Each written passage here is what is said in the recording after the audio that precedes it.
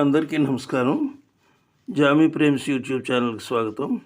అలనాటి ఆణిముత్యాల కార్యక్రమంలో ఈరోజు గుండమ్మ కథ చిత్రం, అందులో అత్యంత ప్రజాదరణ పొందిన సూపర్ హిట్ సాంగ్ కోలు కోలోయన్న కోలో నాసామి కొమ్మలిద్దరు మంచి జోడు అనే పాట కోసం సంగీత సాహిత్య విశ్లేషణ చేయడానికి ప్రయత్నం చేస్తాను.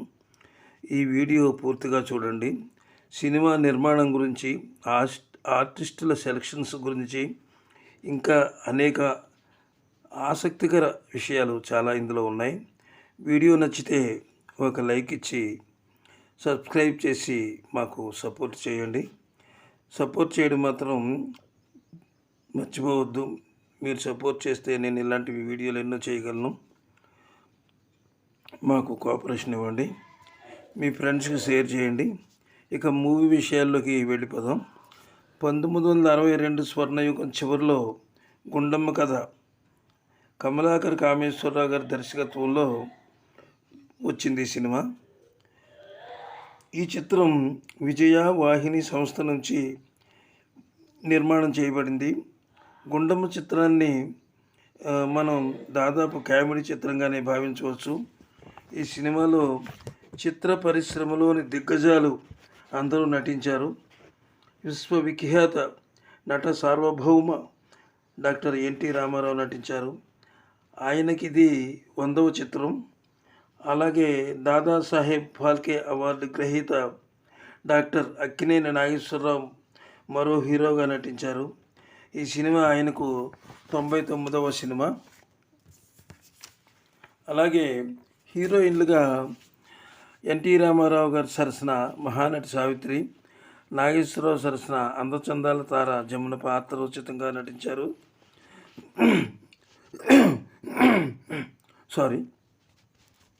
అలాగే సినిమా టైటిల్ రోల్ కోసం ఎంతోమంది ఆర్టిస్టులను చూసి చివరకు గుండమ్మ పాత్రకు ఆంధ్రుల అభిమాన గయ్యాళి అత్త సూర్యకాంతను సెలెక్ట్ చేశారు.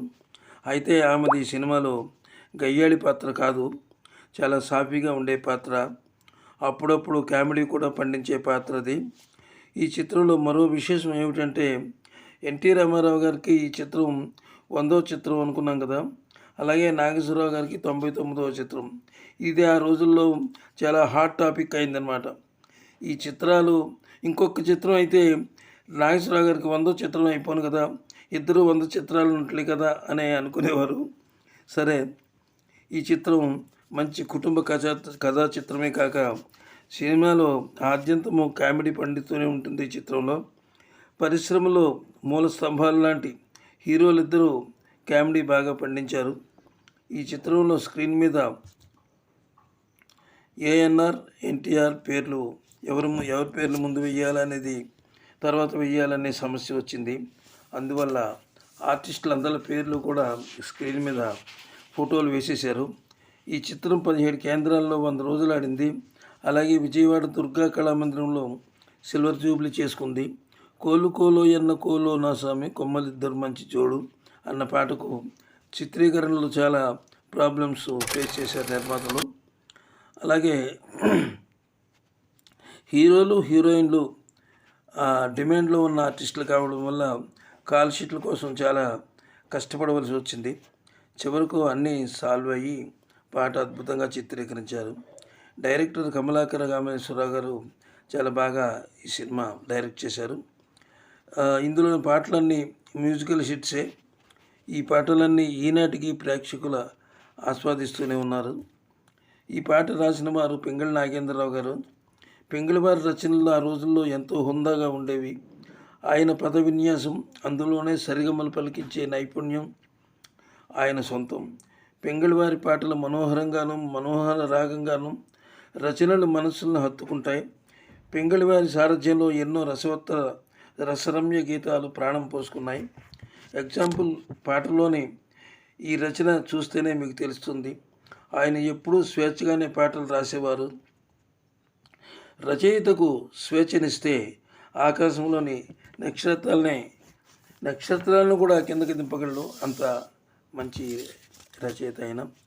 ఇక పాటలో అభినయించిన వారు గురించి ముఖ్యంగా చెప్పుకోవాలి. ఆనాడు చిత్ర పరిశ్రమను ఏలుతున్న నలుగురు దిగ్గజాలు అనగా ఎన్టీ రామారావు, నాగేశ్వరరావు, సావిత్రి, జమునలు ఎంతో సహజంగా ప్రేక్షకులకు నయనానందకరంగా కనిపించేలా కన్నుల పండుగ చేశారు స్క్రీన్ని. ఈ పాటలో ఎవరి అభినయం బాగుందని చెప్పాలంటే కష్టమే. వీరు స్క్రీన్ మీద కనిపిస్తే చాలు ప్రేక్షకులు ఆనందంతో ఊగిపోయేవారు. థియేటర్లో ఈలలు, పాటలు, చప్పట్లు, పూలు, చిల్లర నాణ్యాలు కూడా ఆ రోజుల్లో విసిరేవారనమాట. ఈ పాట పాడిన వారు అమర గాయకులు ఘంటసాల, గానకోకిల సుశీలమ్మ. హృదయాలు పరవశించే గానం చేశారు. ఘంటసాల గురించి చెప్పాలంటే చాలా సాహసం కావాలి, అలాగే సహనం కూడా కావాలి. పెన్ను చేతిలో ఉంది కదా అని కంగారుగా ఏదో రాసేస్తే కుదరదు. నిజాలు నిర్మోహమాటంగా రాయాలి. సంగీత సాహిత్యాల మీద గట్టి పట్టు ఉన్న మాస్టారు ఆయన. అందుకే ఆయన పాటలన్నీ అందరూ ఆస్వాదించే విధంగా ఉంటాయి. గానం పూర్వజన్మ సుకృతం, పుణ్యబలం. ఆ పుణ్యాన్ని నైపుణ్యంగా మార్చుకునే వారిలో మధుర గాయకులు అవుతారు. ఆ గాయకులైనటువంటి వారు ఘంటసాల గారు. వాగ్గేయకారుల వారసులు కూడా ఆయనే. అంత అద్భుతంగా ఈ పాటను ఆయన పాడారు. అలాగే సుశీలమ్మ గారు కూడా ఈ పాటను ఎంతో అద్భుతంగా పాడారు. సుప్రభాత వేళ పక్షుల కిలకిలా రావాలు, ప్రకృతి సహజ సంపద నుంచి వెలువడే మధుర రాగాలు ఆమె కంఠంలో కలిసి ఉంటాయి. పాటలోని అనేక భావాల్ని తన గొంతులో నింపుకొని నిరూపించగల ప్రతిభ సుశీలమ్మది. నవరస గానాల అమృతాన్ని రసజ్ఞులకు పంచగలిగిన గాన ప్రతిభ ఆమెది. ఆ గొంతులోని మాధుర్యం, చక్కని స్థాయి, భాషలోని స్వచ్ఛత, మాటల్లోని స్పష్టత ఆమెకు దేవుడిచ్చిన వరం. కోకిల వసంతం వచ్చినప్పుడే పాడుతుంది, కానీ ఈ కోకిల మాత్రం అన్ని కాలాల్లోనూ అన్ని వేళల్లోనూ అందరినీ తన గళంతో పరవశింపజేస్తుంది. ఇక సంగీతం విషయానికి వస్తే సంగీత నిధి, ప్రశాంతంగా పారే సప్త స్వరాల సమ్మోహన ఝరి. సంగీతం వెంకటేశ్వరరావు గారు. ఆయన ఘంటసాల వెంకటేశ్వరరావు గారని ఎవరు అనరు, ఘంటసాల మాస్టర్ అనే ఎక్కువ అంటారు. మధురమైన బాణీలు కట్టారు. అంటే ఇందులో సంగీతం కూడా ఆయనే చేశారు.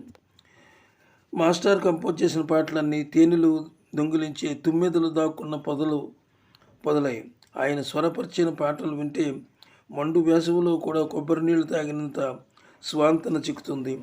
ఎడారిలో ఒయాసిస్ కనిపించినంత ఆనందం కలుగుతుంది. సప్త స్వరాలకే సున్నితత్వాన్ని నేర్పిన ఘనుడు ఆయన.